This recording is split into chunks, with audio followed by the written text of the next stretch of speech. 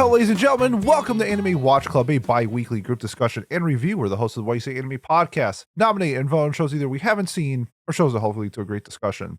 On today's episode, we finally celebrate a Pat win as we are reviewing the 2023 anime My Happy Marriage. Joining me tonight, we got Jolene and Pat.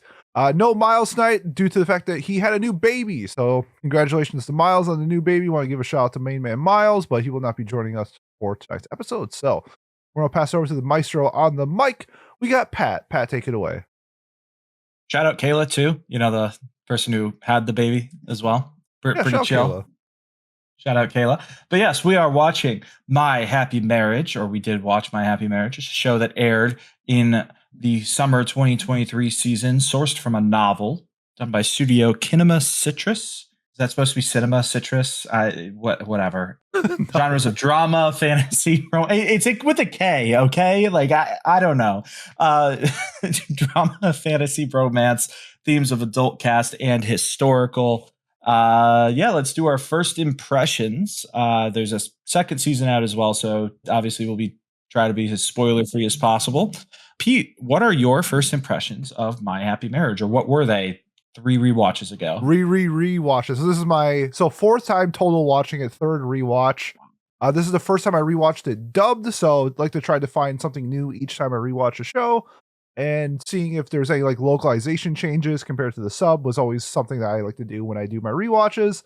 They didn't really have it in this, so it wasn't too much, but just watching through, I love this series. It's a property that I have no issues with rewatching it over and over and over again, especially a show that, as we dive into like some of the series, I guess let me put it this way. When you watch a show by yourself, I feel like you take away different things. And then when we bring it to the table with the group settings, that we can talk about a bunch of different dynamics within the show. And so that's kind of what I was focusing on this. I think this show has a lot of great dynamics, especially with the characters and sort of different ways through like redemption and acceptance. These themes are throughout the show, I think, is a huge focal point that I wanted to focus my attention on when I was doing my rewatch. And I think the show just does a great job at a bunch of different things that we're going to be talking about today in terms of character growth. While it's still interesting with like the fantasy elements and everything like that, I do think this is at its core is a character driven story. So those are my favorite things in the world when it comes to anime. So this is no exception. I absolutely loved it. I'd recommend this. I'd recommend season 2. When the 3 special episodes drop on Netflix later this year, I recommend checking that out. 2 thumbs up for me. I'm a big fan of My Happy Marriage. There we go. All right, Jolene, how about you? Yeah, I had also watched this when it was originally airing.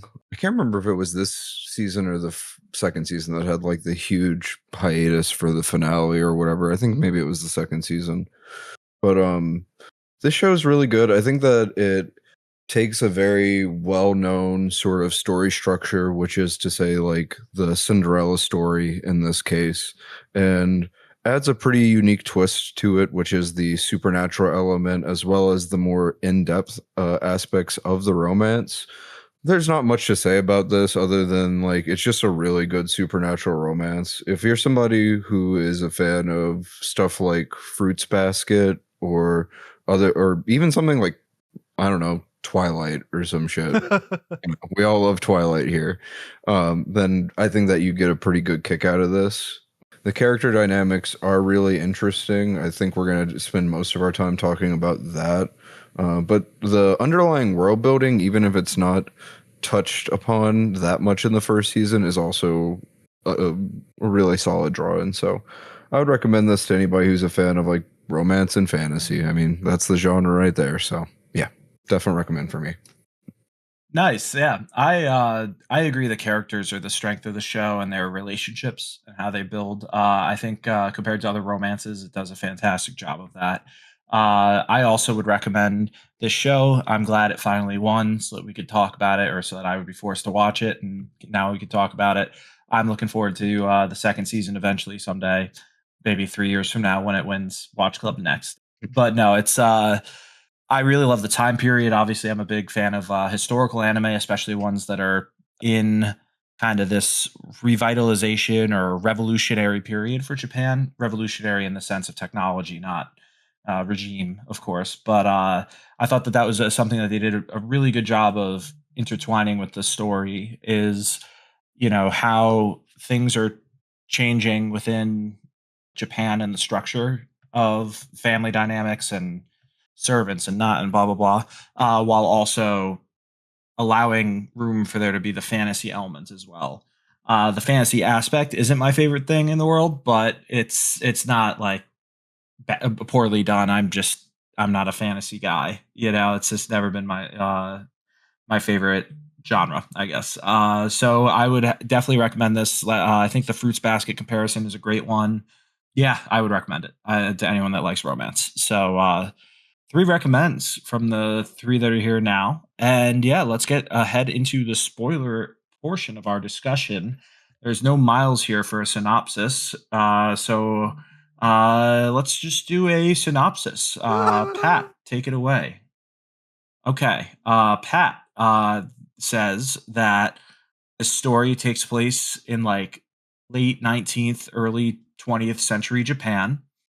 And you follow this girl who's like a servanty kind of daughter, Do you want me to eldest just read the daughter. synopsis? Sure, that works too. I was just more freeballing it because I thought it would be funny, but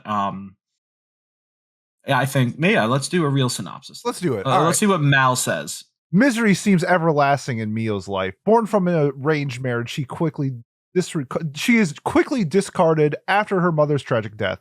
Her father remarried, and her younger half-sister Kaya received all the affection, while Miyo was degraded to a lonely servant. Lacking the strength to fight against her family's abuse, Miyo loses hope that her luck will ever return. Unexpectedly, Miyo's father summons her to deliver surprising news. She is to marry Kiyoka TOO, the head of the distinguished Kudo family. Despite his noble background, Kiyoka is known to be a callous man who thus dismissed all of her former fiancés. Upon arriving to the Kudo household, Miyo expects the coarse treatment and is to be tossed aside. However, contrary to her assumptions, Kiyoka shows her the kindness and love that she is desperately needed. Marrying Kiyoka may be Miyo's one chance to break free from the neglect family and embrace a life of happiness. Yay, my happy marriage. Yay. All right. Do we want to start with that, with just the start of the show in general? I don't know if what your expectations were coming in, but after the first like 10 minutes, I was like, man, this poor woman is just what is she ever going to do to make her life better? Like, I think it really shows you how rock bottom her experience is. What would we think of those but then it really very quickly flips that around, I would say, as well. And it shows that there is hope, that there is a, progression for her to escape from this life. What did we think of that setup? Did we like it? Did we feel that it was like a little too almost melodramatic at points? Like, because like, god damn, her sister and stepmom are so evil. They are so evil. The worst. They are terrible. Like, did it lay it on a little thick for us? Like, what do we think? What are our thoughts there?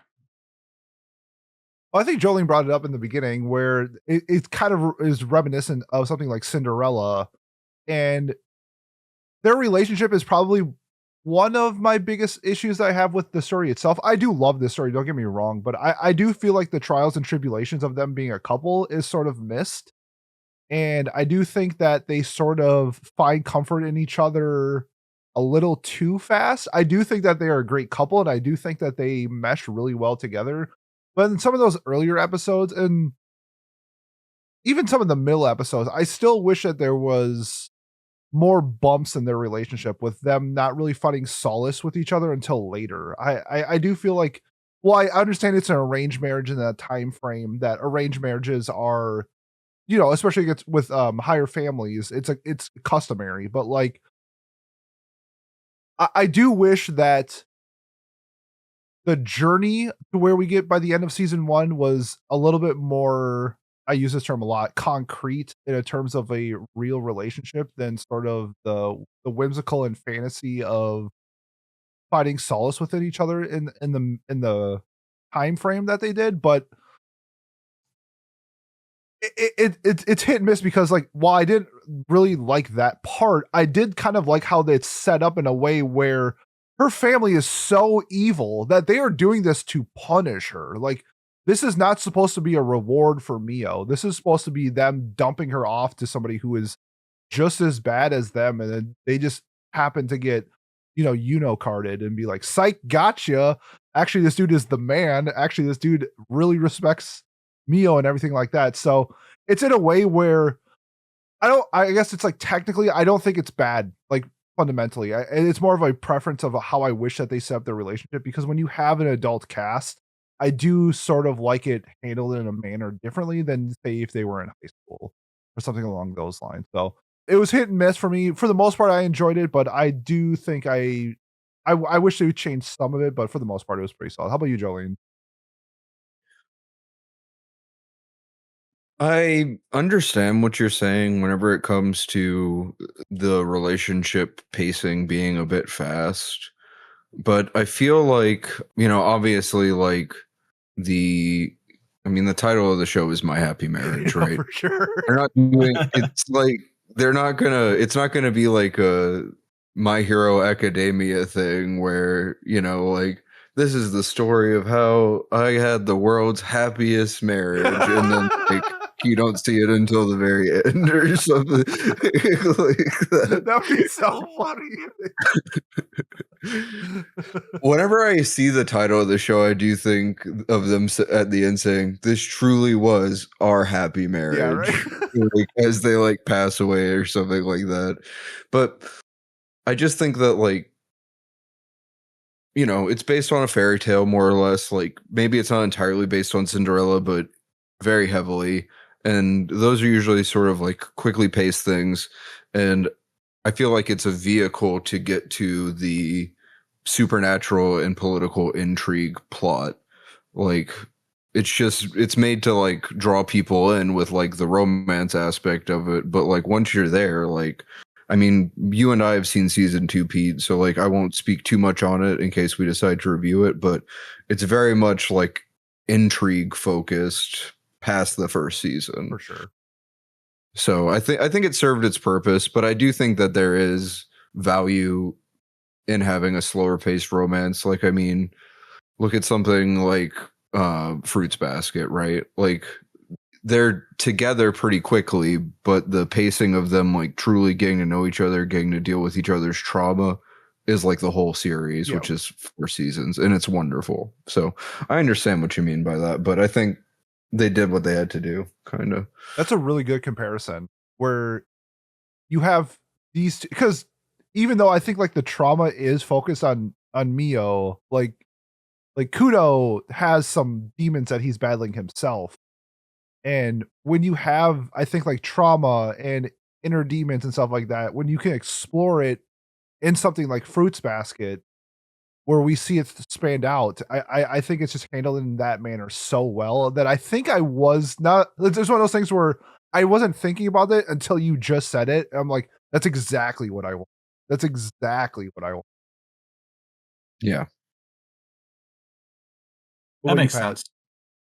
Yeah, I think one thing that I really liked about how the marriages were set up and just the general contrast is in Miyo's mother's arranged marriage. It's very different from hers, not necessarily in the setup of it or in the initial implementation of it, but obviously in the outcome. I think it's cool that it doesn't just paint it entirely as, oh, every arranged marriage is, for political reason only or for a complete lack of love or whatever. I'm not sitting here condoning arranged marriages by any means or thinking that they're great, but it's fun to see, I guess, like what we can only assume is going to be a good version of an arranged marriage. Again, I haven't seen season 2, so I don't know if it gets better or worse. But something tells me the show named My Happy Marriage is not going to take it in a much worse direction in the second season, but it's anime. Who knows? Who knows?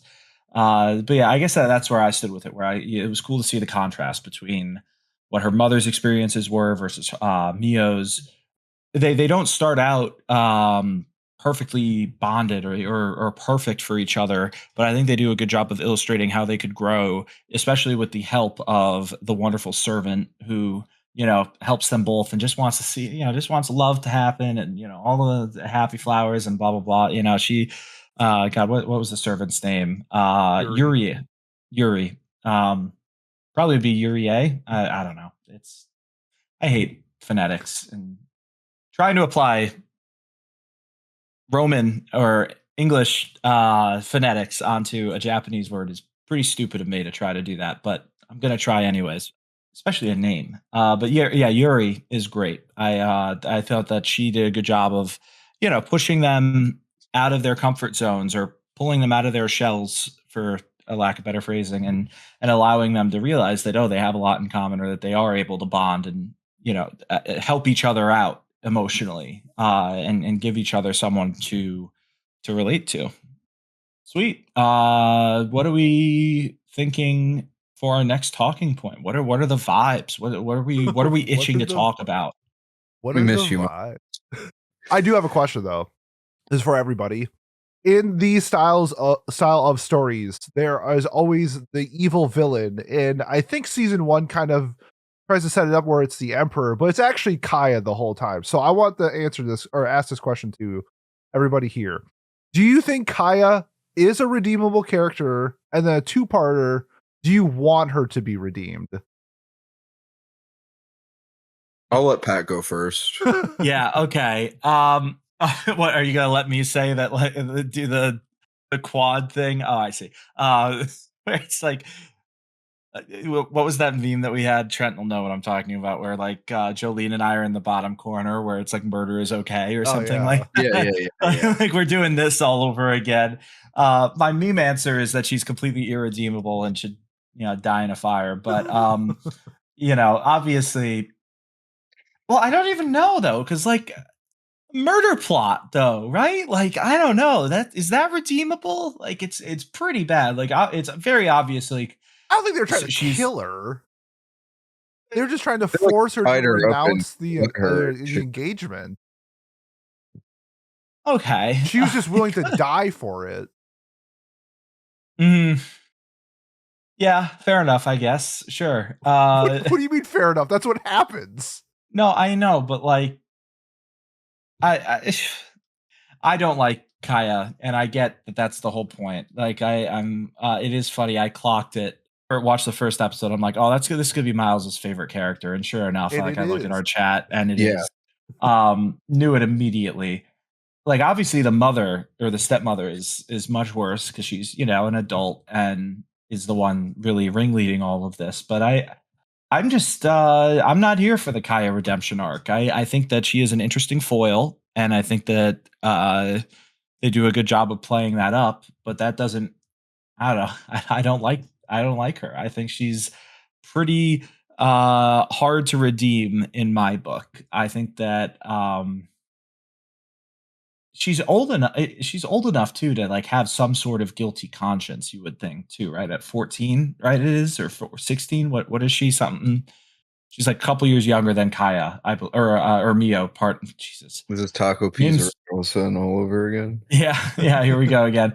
Names are hard. She is 16. 16, even better. Yeah, so she could have her own conscience. I've been watching a lot of Degrassi recently, and there are a lot of kids in Degrassi who wouldn't do that. You think Spinner would do that? Yeah, very You think good point. Manny Santos would do that? Who's Drake's character? Jimmy Graham. Jimmy Graham would never. That's Jimmy That's Graham. the NFL player. I was about to say he's in the NFL, not canceling arranged marriages. Like So like a pastor in the old days. Jimmy Brooks is his name. yeah. Sorry, are you done by the way, Pat? Yeah, I think so. Yeah. My point being, I don't want to see Kaya redeemed. I know, but I do think that the show is setting it up to eventually get to that point. So I am not here for it though. I want my stance clear. But Jolene, go ahead. Sorry. Okay, so it's crazy because I disagree with you entirely. Whew. So from a Watsonian perspective, No, yes, I think she could possibly be redeemed. From a Doyle's perspective, no. I think people are thinking about it too hard. I don't think that she is an important character in the grand scheme of things. I think that once Miyo is like fully cemented in her marriage and is like part of this household, like we might get like a one-off scene like with the oh, fuck, I hate Harry Potter. But like with the Dursleys in Harry Potter, where they spend all this time torturing him, and they just have a scene where it's like, haha, I'm rich and you're poor. Like that's basically what Mio is going to do, more or less.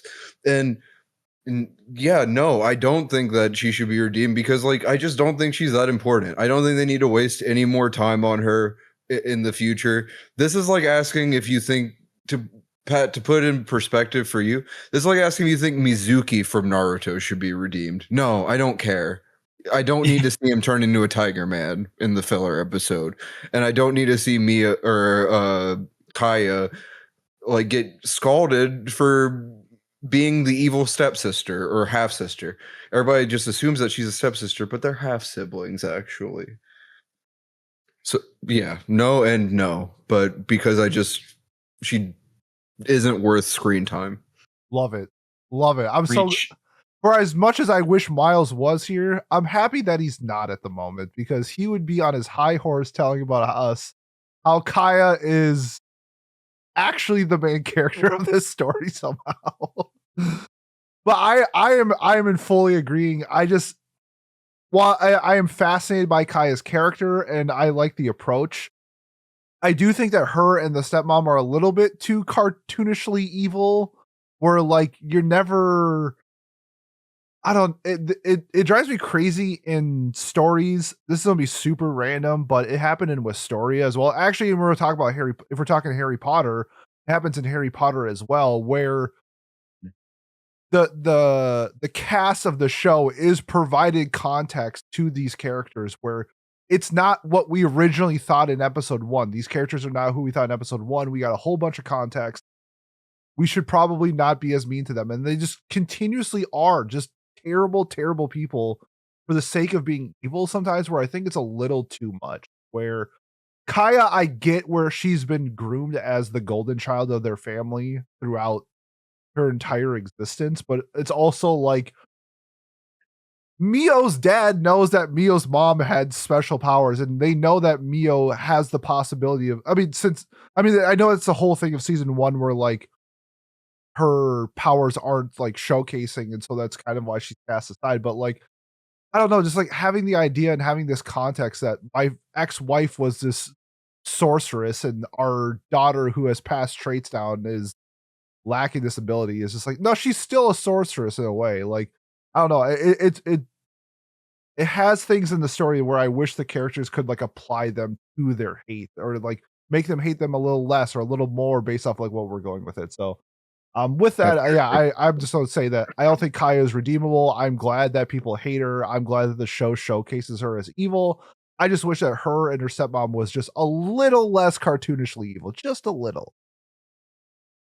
They really are like over the top. It's cutting the cherry tree down. Like, come on, man. Like, that is the worst. That is the worst thing well, not the worst thing they did, but like in the moment, I was just like, man, what could they do that would be worse than what they've done so far? And then they did it. You know, like it's just It's like Dio putting the dog in the oven in the first part of JoJo's level evil. Like and that's a character who's literally meant to be, again, cartoonishly evil.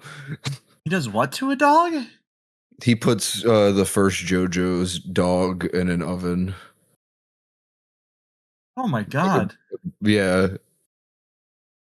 God damn, that's terrible. Yeah, he's spoilers for JoJo's, by the way, I guess, for all JoJo's spoilers for an over 40-year-old manga.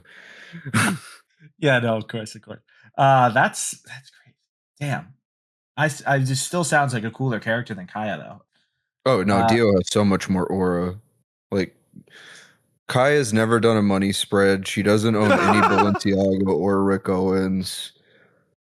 Yeah, like Dio could stop time and do a money spread during the time stop, and then he would just appear with a money.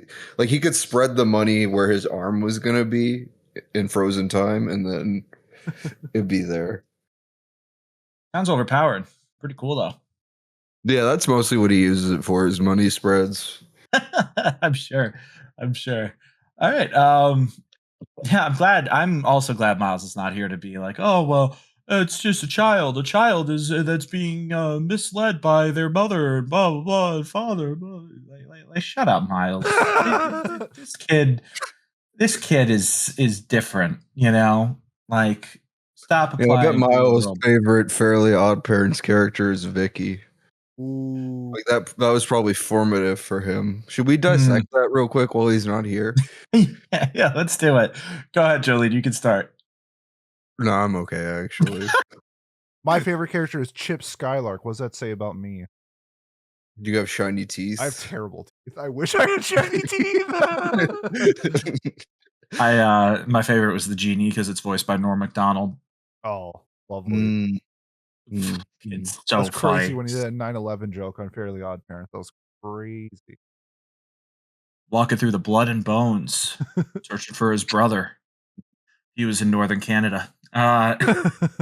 It's a great bit. If you haven't seen that clip, I got it. So funny, so good. Oh man, miss you, Norm. McDonald podcast. Yeah, it literally was a Norm Macdonald podcast. That's where it's from. You know what airline ranked last?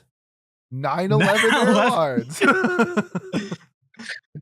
What an odd-looking fellow. What a terrible Black name eyes. for an airline. Oh, he's got so many great bits from that.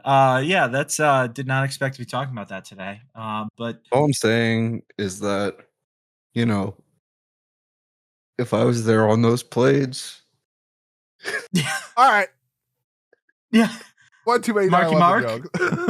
Marky Mark's here. Oh no. Well, guys, put the buses away. I don't know. All right. Well, when's our next watch club? Something. Probably never after this point. All right, we're getting ourselves in trouble. All right. Yeah, let's actually do a Champ Eagle question now. Then, yeah. Do the sound effects. Woo woo woo. Okay. I think this is the most interesting question. It didn't first occur to me when I was watching this show.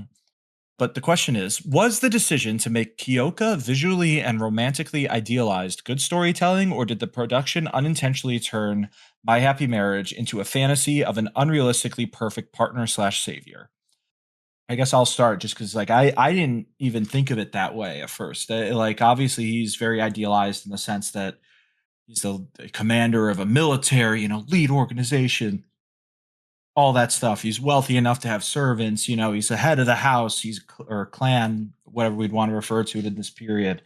But it didn't even click in my head that she sees him immediately and is blown away by his appearance, how he presents himself, how he conducts himself and his mannerisms and things like that. It didn't even really click to me immediately that was I guess I didn't view him as such a perfect match, or it didn't click to me when I initially watched this show. I kind of just saw them as two people of upstanding families and upstanding backgrounds. So of course they're gonna have good manners. They're gonna come from wealth. They're gonna have wealth. They're gonna, I guess, have class, so to speak, right? The idealization of him wasn't something that I immediately thought of until this question. And then I was like, oh, that's a good point, that he really is kind of, for lack of better phrasing, perfect. He's obviously not, because we explore those flaws throughout the show, and we explore his mannerisms and the things that are off-putting about him throughout the show. But I think especially because the show starts off by saying oh, he's no other woman or fiance has lasted with him. It's kind of he's set up to fail, and then he doesn't fail. He passes with flying colors almost, and I think that also affects the perception of him. So I think with Kiyoka's character for me was you were mentioning that he never could hold a fiance, and that he was losing, but in his mind that was a win. He wasn't trying to get a fiance in general. And then Miyo, with her upbringing, when she is thrown into a situation with Kiyoka, where she's always put in positions where she has to say yes. she always has to be like the indentured servant of her family. So when somebody like Kiyoka comes around, where I think most people would be put off by him, she's just sort of following the routine of what she's used to in her life. So then Kiyoka realizes like pretty quick that Miyo is sort of put into a different situation than the other fiancés that has been proposed to him, and that she's, I hate to say this, but just for the meme, she's not like most girls, but like in the worst way possible. Like she is incredibly damaged. She has a terrible family. It seems like they're offloading to her onto him, and he finds solace in that. So I can sort of see why somebody would think that it's bad storytelling, because it's sort of like, oh, I feel bad for this girl, I'm going to love her like her family couldn't, type of thing. But I think that's, at least that's kind of how I viewed it in the beginning, but it only lasted in a short amount of time, because then once you realize like who they are as characters, that their personalities are also very similar. Like they're both just heavily damaged people in just different ways. One is more in like a, I would say like a role sense, like Kyoka being the head of the family, a military general, like his responsibilities, his demons, his problems are different than Mio, but they're both like finding ways to fight those battles together. And I think that's sort of why they become such a great couple, is because they both realize that they can't do this by themselves. It's sometimes like you need somebody else on your side, on your team, to help you through this. And while it starts off, I would say cliche and storybook telling, and like by the end of it, like all of that is irrelevant because of the chemistry that they have by the last episode, that you want to see them be this tag team duo fighting grotesqueries or whatever they're called. Like you want to see these two beat some ass and be in love. And so with that, I could see in the beginning episodes, but by the end of it, all of those concerns, all of those thoughts I had in the beginning are washed away. I mean, yeah. I guess it depends on how far back you want to go into it, because there's a discussion to be had that, yeah, fairy tales like this with the, Prince Charming aspect and stuff, by their very nature, are all like kind of like savory and problematic in that way, as far as like patriarchy and that sort of thing goes. But I don't know, like it's kind of what you signed up for with the show. Like I hate to say it, but like when you get the like Cinderella story beats from like minute one, like it's what you expect to happen. Like he's not going to, it's like watching Beauty and the Beast and being surprised that there's not like an Uggo underneath there. Like, I don't know. I understand where the like question and premise comes from, but I feel like if you're not into that sort of thing, then you just aren't the target audience and shouldn't watch the show. Like it's a fairy tale romance, like supernatural romantasy made for teenage girls. So it's gonna have like, it's gonna cater to like straight cis female girls. Like I you was know. gonna ask, is this a shoujo or shonen or It's a light josei? novel. I don't know. Oh, okay. So Shoujo Sunday covered it, so So it's a shoujo. There we go. That's one way to look at it. Yeah, I agree with you, Jolene. That's like, yeah, like, oh my god, why is every actor in every Hollywood show hot? Like, I don't know, because that's how the world works and it gets clicks. Like I know that that's like a very much a dumbing down of this argument that's being made, but I guess that's kind of just how I perceive. Again, they're not royal families, but they are essentially that, right? Like they're families of extreme wealth and power and class. So it makes sense that their genetics or their appearance, however, how they perceive, like they have access to things that others don't during this time in history. So it makes sense that they would be well put together or well mannered, well educated, wealthy, all that stuff. Because yeah, it is tough. I guess it does kind of put into perspective where Mio's life is difficult because of like Kaya and her stepmother, obviously, but like could also be worse in theory, right? Like she could be living in extreme poverty or in another location, like as awful as her life is set up to be, it then does get kind of just rescued by being put into an arranged marriage, right? Which is something that 99.9% of other people would not be able to have happen to them. So I don't Yeah, know. that's But true. Actually, I never thought about that. I would say that though the being saved by the marriage wasn't supposed to be saved. Like that was just Right. so I would say that in the caveat that the whole premise of the arranged marriage was actually to punish Mio. Yeah, and have her like flunk out essentially and then get kicked to the curb, Yep, right? Like so yep. that is a fair point. But she's too goaded for that. But I guess I'd rather be poor and happy than be Mio. It's like straight up. I don't think the poor people are happy in this. That's setting. my No, for sure. But I would rather be poor and happy than be Mio. yeah. completely agree. I also, I was about to counter with what Jolene said that, like their like poverty is like nothing like what we hopefully have all or at least experienced in our lives. Back then, the wealth disparity. Yeah, I was watching Widow's Bay and they had an episode in the 1700s and I was like, damn, I'm glad I don't live in New England anymore. That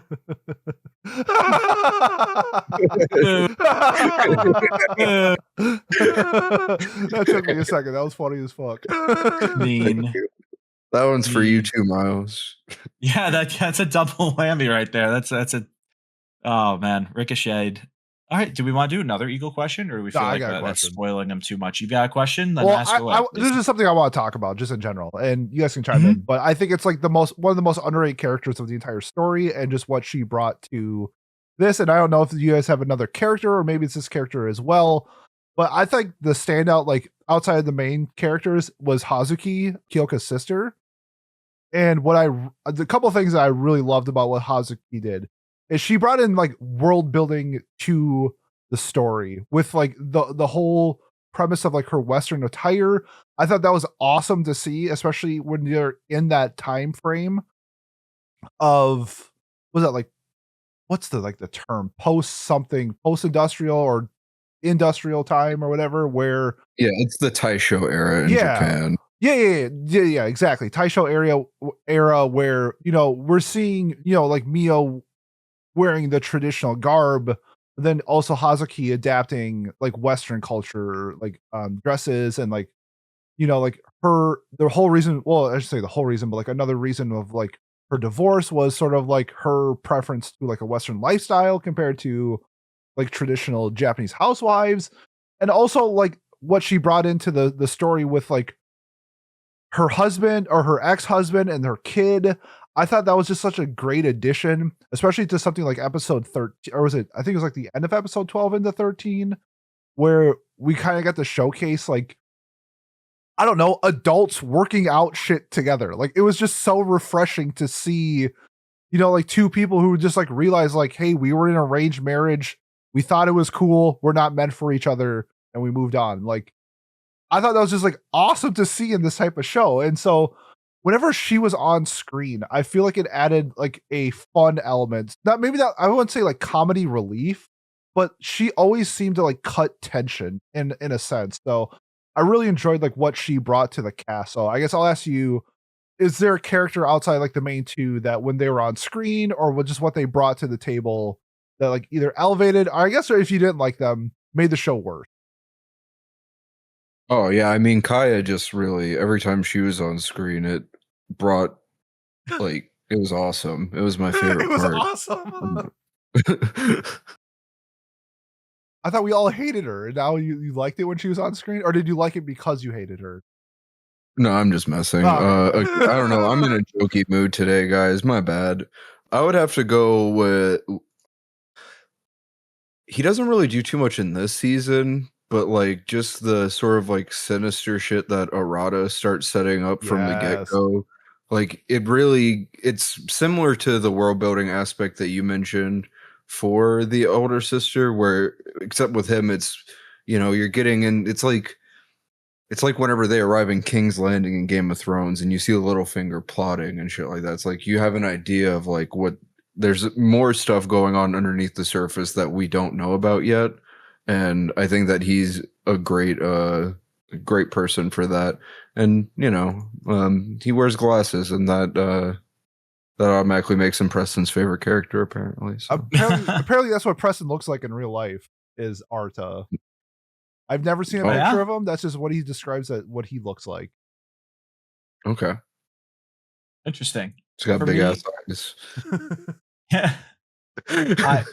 I agree. Arto is with the sinisterness. Like you can feel it. You can almost taste it every time they're on screen. Pretty damn cool. My favorite was Godo, or Yoshido, the subordinate of Kiyoka. I thought his vibes were great. He's like a good foil to Kiyoka, and like the way they bounce off each other. It was good, like broing out kind of, while also still being. I like that he's not just like an aloof idiot though too. He's actually very competent at what he has to, or his job and what he does. That it's fun that he's not just like basically a mascot. Like a mascot character. I really like them. I also agree though to the Hazuki. I do think that the world building comment you made, Pete, is exactly what I was thinking. Where like it provides some context as to how the Taisho era unfolded and like what specific time frame it might be in that era. Because I've read obviously a lot more about the Meiji era, which precedes this one, which is like the true industrial revolution, the change from a proper shogunate to a more Western modern not military government setup in Japan. And I think that this era is underappreciated. I think what's the other show, Pete? You'll know that we Taisho Otome Fairy Tale. That's the one. The time period as Golden Kamuy, right? Yes. Yes, that is Golden Kamuy as well. Yeah, I think Golden Kamuy is a little bit later though, even and your favorite Princess of Blood and Snow or whatever it's called, Joran. Joran is definitely more on the earlier side as well, like the Meiji side of this era. But it is an era that stretches a good amount, and there is Japan changes significantly culturally in this time period in terms of social dynamics, in terms of obviously the politics become even more and more Western, and it also gives way to imperial, the land of the rising sun, and we'll leave it at that.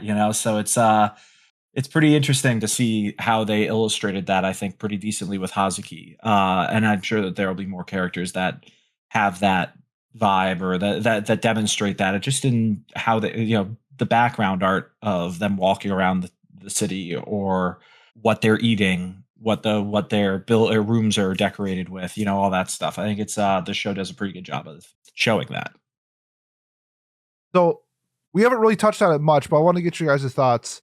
How did you feel about like the fantasy aspect of this show, where we had like large scale events of grotesqueries possibly taking over the world, but then we also had like Kyoko using his fire and ice magic.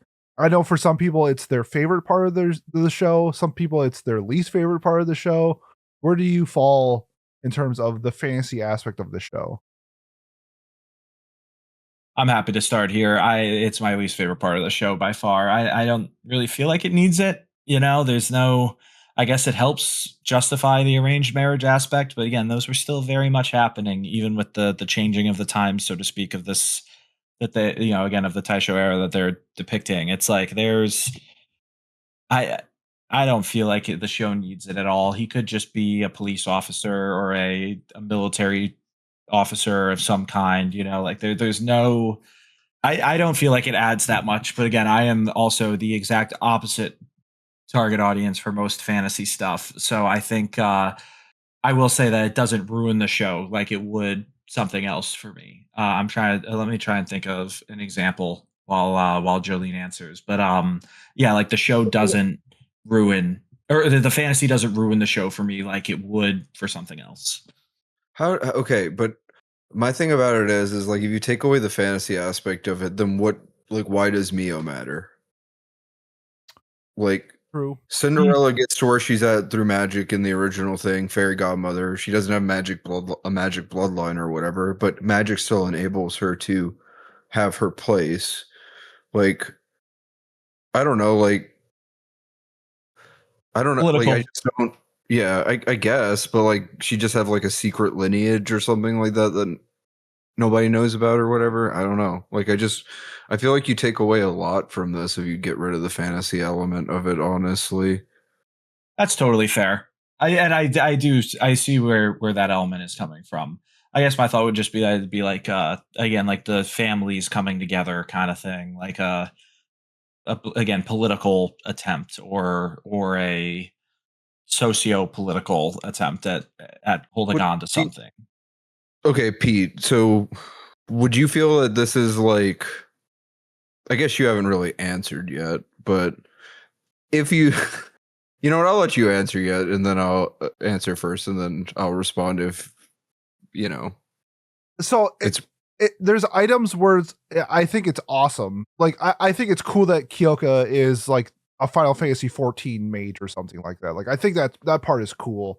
There are some elements of it where I felt like I was like scratching my head a little bit just in terms of like not necessarily like what the threat is, but like when the threat happened, where like we had like I think it was like episode 5 or 6 where we got done with like a conflict, and then like the grotesqueries, that part started evolving, and it seemed like such an imminent deathly threat where it felt like the buildup for that kind of came out of nowhere.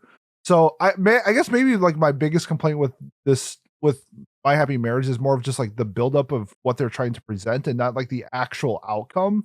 Because by the end of it, like the Kyoka and Arta fight is sick as shit. Like I think it's awesome that Arta can use his type of magic, but use modern weaponry like a pistol to defeat a wizard or whatever. Like I think that's cool, like inside of the world. So there was parts of it where I liked, and there's parts of it that I didn't like. One part of that I really like though is like Miyo's awakening, and not just like as whatever she is, a sage or something like that. Not just like her awakening of that, but sort of with that was an awakening of her character as well. Like we started to see her be more confident, not willing, like not hesitating to go save Kyoka in the dream state, like stuff like that, where it expanded on their characters and it added an element where I think it was fun and entertaining. So I would say I'm somewhere in the middle. I don't think it was necessarily the best, but in no way did I think that this was bad. yeah, I think I would agree with you on that. Like, if they really wanted to, they could have made this without the fantasy element, and I'm sure it would have been serviceable or whatever. But it's Yeah, like like I just compare it to other like romanticy things. It's like, you know, do you have Fruits Basket without the Zodiac stuff? And it's like, exactly. yeah, you probably could, but there's a lot of really interesting stuff that comes from that in terms of like how their relationships relate to their zodiac signs and that sort of thing. I think it's a similar thing with the magic. Like in battle anime, typically a character's power set is an expression of their like beliefs or personality or whatever. And I think that that is a good way of they do that in a good way here, where like, you know, Kyoka uses fire and ice. He's like both a very warm person to people he cares about and a very cold person to those he has disdain for and to the public at large. Arata, you know, copies himself and stuff like that, and but has uses trickery with modern weaponry. Like it shows that he's like a sly trickster sort of character. Like even, you know, I'm not going to go into details about it because it's more of a season 2 thing, but even Mio's power that gets revealed has so much to do with who she is as a Exactly. character. Like I just yeah, they could have done it, but it would have just been like another like, you know, typical like seasonal romance or something like that. It would have been in like a school or some shit instead. Like I think that's a great way to put it. Like if they didn't utilize the fantasy with the fantasy elements with the characters of who they are themselves, I think would have been a huge miss. But I think how they incorporated like their characters' personalities and their struggles and their trials and tribulations all mesh really well together. So I would agree. Whatever Jolene said, that's my thought. She phrased it way better than I did. Fair enough. I do see your points, both of your points, and I don't think I do agree that I'm somewhere in the middle, even as someone that doesn't like fantasy and just ranted about it. It's like the show probably isn't the same without it, so it's understandable. It's just a personal preference more than like sure.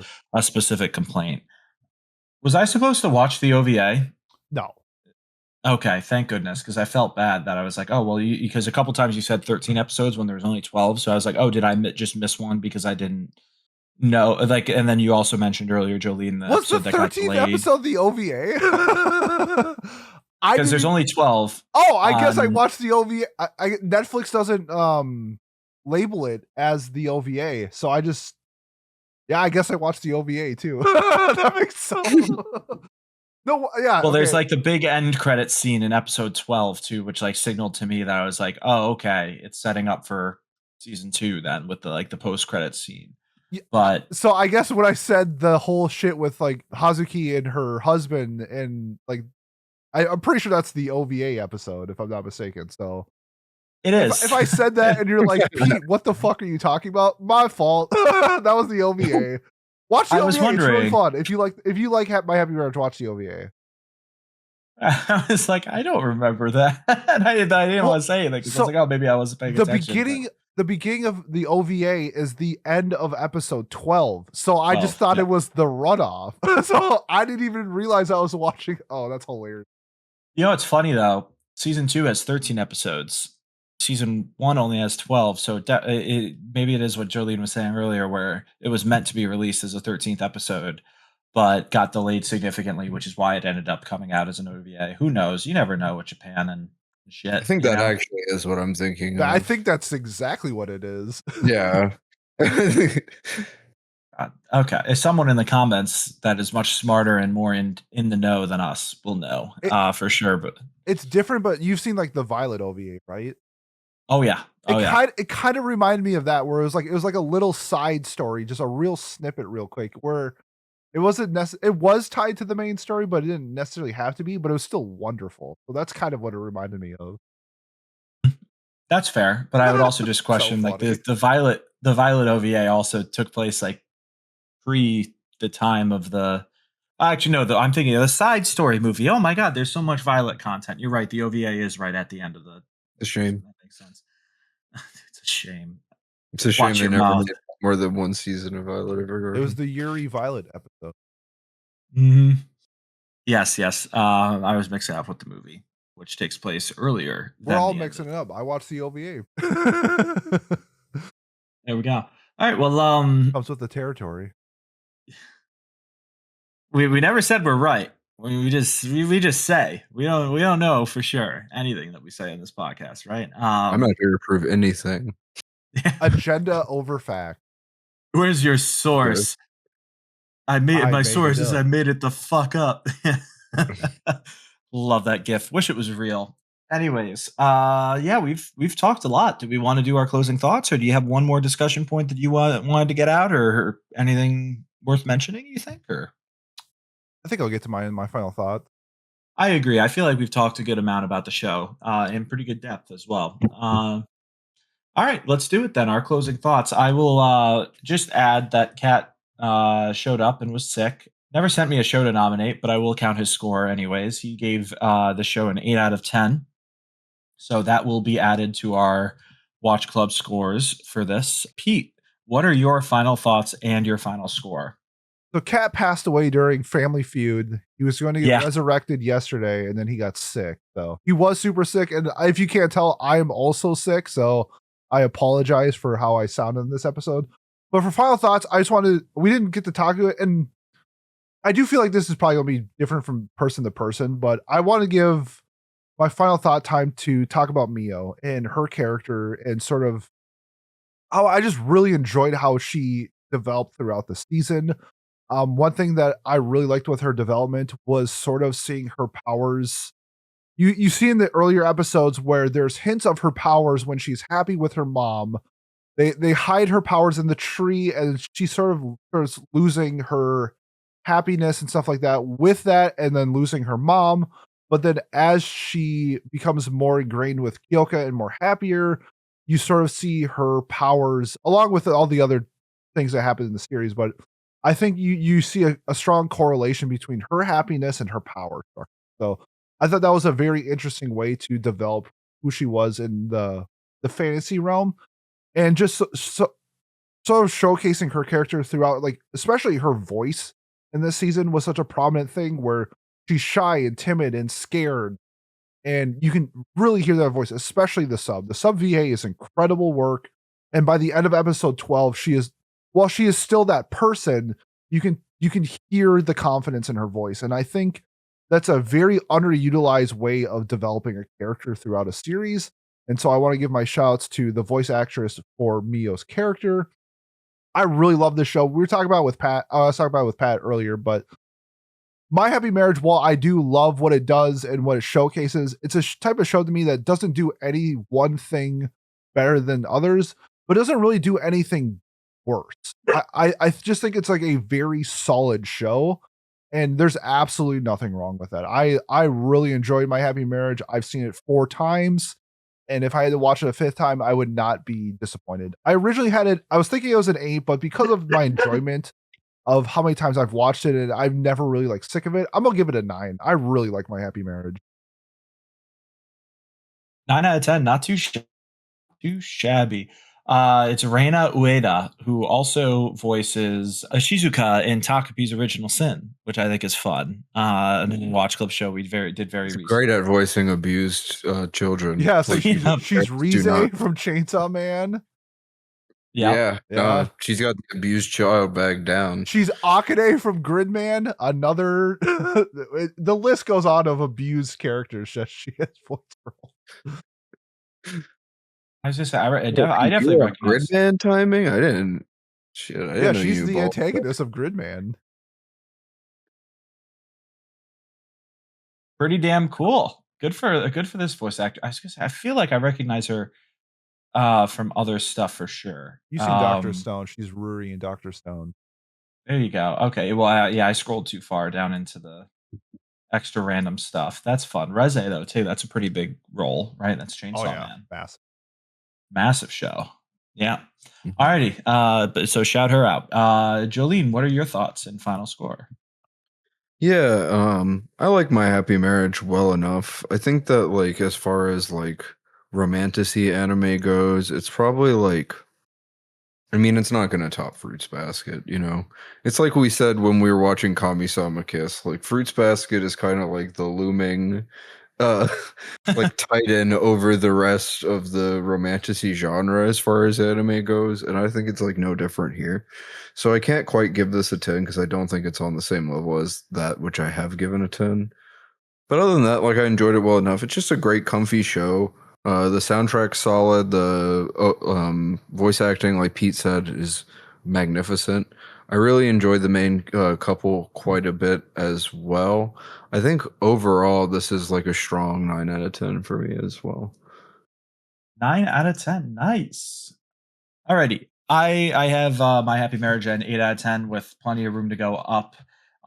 For me, I very much enjoyed the Kiyoka and Miyo's bond, and I think that is something that'll get explored a lot further in season 2. I can only assume, which is something that I'll probably look forward to even more. And yeah, I do love the world building. I know we already shouted it out, but I think it's really well done in this show, and it's one of my favorite parts of any historical show is like how they incorporate how the times are changing, you know, but they are, and how it is incorporated into the story. I'm very curious to see where it goes from there. Again, the fantasy stuff, not my favorite, but not enough to like ruin the show for me by any means. Nowhere close to that. So yeah, with that, our final totals for our watch club that are here tonight plus Cat is an 8.5 out of 10. which is about a point higher than the 7.67 on Mal. Thank you, everybody, We for did joining me on that one. Good job, I everyone. didn't even. Yeah, good job. Good shit. Yeah, maybe we'll do season 2 someday soon. Who knows? Maybe I'll re-up it for Watch Club. We'll have to find out. Why am I saying that as if we're not on Watch Club right now? But yeah, that wraps up our discussion of My Happy Marriage. Let's talk about what won our most recent voting. Miles, take it away. Okay, guys. Yo, wicked. It was wicked, bro. I got Duncan. It was wicked close. It was wicked close. My Duncan cup almost got blown out of my hand in Harvard Yard. God, this is terrible. I can't even do a fake Boston accent because it's just like it's natural. There are some legacy points to be handed out. I believe they would have been handed out to 86 Part 2 and Journal with Witch. However, what we're watching next week, very close race, is Dorohedoro Season 2. Wow. I'm Yes, it surprised pulled Botan ahead. didn't win. Botan came in That'd be fourth or fifth. Yeah, again, everything was within like a couple points other than Humanity is Over kind of got smoked. But good to know. I won't nominate it. I voted for it. I thought it looked interesting at the very least. But yeah, no, Dorohedoro Season 2 is what we are watching. And we will only have 3 shows nominated this time. So I'm very curious to see what your y'all's strategy is here, because I think I know what is about to happen to me. And I'm not looking forward to it, especially the week after having to come back from Dorohedoro Season 2, which hopefully I'll like more than Season 1. We'll have to see. Pete, what are you nominating for 2 weeks from now for it's funny we brought up 9/11 because it is very close to 9/11 earlier. And it is pretty damn close. It's the closest watch club to 9/11 that we could get. The 14th of September, International Day of Democracy is the It's going to be hard apparently. for Pat. The 10th is such a hard day for him every year. Yeah. Oh, yeah. The 10th. Especially this year, though. Now it's really hard. I'm actually flying out on 9/11, so that is interesting. But we rub our hands menacingly like we're river otters. Jolene, are you nominating Botan? I think I know what Jolene is actually. Because I do want everyone to experience that, but I also kind of have, because this is guaranteed legacy points. I want people to watch Botan so bad. All right, I'll nominate Botan if Jolene's not going to do it. Botan. Okay, let me find that. I am curious about it. It is so good. It is so good. It just aired, didn't it? Yeah, it aired last season. Last season. Got it. I recognize the pink-haired girl. There we go. Bochi. All right. Yeah. Okay. Sorry. I was trying to think of like a yes and for that, but I ran out of words in my brain. Jolene, what are you nominating? I have a feeling. Got legacy points last time. Most recently, places for last time. Miles will be able to correct this in post for Trent, but I believe it was 86 Part 2 and Journal with Witch. If not, it was Botan. I can't remember which. It was not Humanity is Over. Yeah, no, I mean, I figured that wasn't getting anything. Damn, dude, it's my face. I figured that wasn't getting. I'm going to go ahead and nominate Interspecies Reviewers. No! I knew it. Well, that's why I was like, Pete. I figured Pete was gonna go for horse girl show. No, you know what's funny? I even wrote down what I was on nominate because it's in Chinese and I want to know how to pronounce it correctly. I was on nominate Naja. Oh, you're talking about Naja? Yeah, because I thought it was pronounced Naja, the animated but that's not how you pronounce it. So yeah, the highest grossing film, highest grossing animated film of all time is prequel. Yeah. Or is it Naja? I think technically, right? Is the way that Naja. I even wrote it down. Naja. Like how to pronounce it in phonetically and where to put the emphasis. did it all, and I'm not even going to nominate it. If you want to watch, if you want to play as Naja, you can play Smite 2. Oh yeah, with me someday. more of a That'd Wukong be guy, fun. but You can also play as Sun Wukong. No problem there. Even Erlang Shen's in there. Well, not yet in Smite 2. Nobody knows who that is besides me. I know Yeah. Shen from League of Legends. That close Shen enough? is based off of It's actually the same character. yeah, Perfect. based off of Erlang. Yep. God, Matilda is very impassioned to get her voice heard on this episode. Sorry about that, everyone. I will. All right. Wait, will the summer season be done by this point? I No, think because it there's will, a right? show that I want to nominate for this summer, and I have to wait one more. Is it real? Are we sure? Yep, I did the math. We gotta wait one more watch club. He did the monster math. So great song. So I can't do Sparks of Tomorrow, huh? No, you cannot, but you can next You just time. want to see Miles get angry. Yeah, well, that would be pretty funny. I just want to stay back in time in Japan. I think, and I need to force myself to watch that show. God damn it! Gosh, how did I not come prepared? I'm pretty embarrassed with myself. Let's do Monster Striker Dead vs. Reloaded. Is that your? That was your. Was that the Yes. bad show that you nominated? Yes. F it, It's we my ball. plan to watch. I'll do that just because I have nothing else to do. It's it, gonna we stand out like a ball. sore thumb. It looks like you're just win trading with Yeah. me. Yeah. Like you just. Also, Kat did DM me what show. Oh yeah. Did he actually? Yeah, dude. Yeah. He said Fate, Strange Fate. Ah, there we go. Not again, Cat. Oh, Cat, you silly goose. There we Oh. go. That's funny that he did that. For sure, definitely did that. Yeah, no, that's why I'm nominating. Fuck it. We're doing it live. Damn, I wonder what's gonna win next week. It's 3-horse race, right? 3-horse race. All get Monster Strike, Dead vs. Reloaded, whatever the hell I just said. That's exactly what I just said. Wow, I can't believe I remembered that. Is getting a legacy point. Unless I want to nominate the animated movie that Pete brought up, because that does sound interesting Do to me it. at the very least. Yeah, you know what? Monster vs. Dead I'll do Striker. it next time, Pete. I'll do it next time, Pete. We're once Monster Strike wins this time, I'll have to come with a new one anyways. What? So you're not going to do a summer show next time? No, I will. I want to do Okay. Sparks of Tomorrow. Okay. You're right. I've just got to wait a week week. eventually. Yes, as we do with everything, right? Because time is infinite, as they always say. Oh, you might actually have to wait one more because it's 13 episodes, not 12.